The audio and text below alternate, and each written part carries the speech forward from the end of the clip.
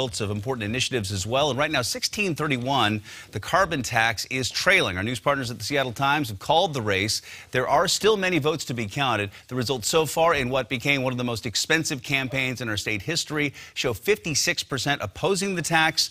The measure would impose a tax on some of the state's biggest polluters.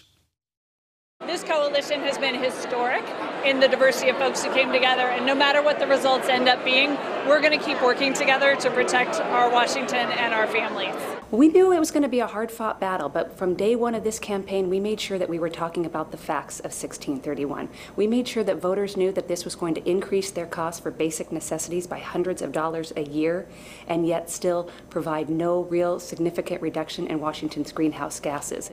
If passed, our state would become the first in the country to approve a fee on carbon emissions through an election, and supporters say it is needed now to save our environment. Experts said approval of this initiative would create momentum for other states to impose a similar tax, but at this point, it is trailing.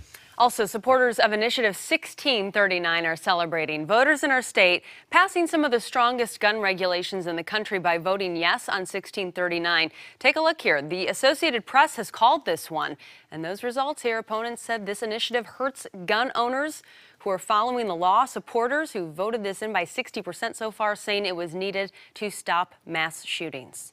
And the NRA lost big. They got wiped out. And that says volumes. The people are way ahead of the politicians on this issue.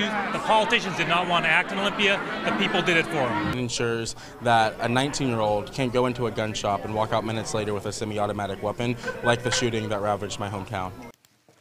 The measure will increase the legal age to buy a semi-automatic rifle from 18 to 21, as well as add enhanced background checks to buy those weapons. It will require gun owners to safely store their weapons. Now, the Second Amendment Foundation, meanwhile, says it will challenge this measure in court.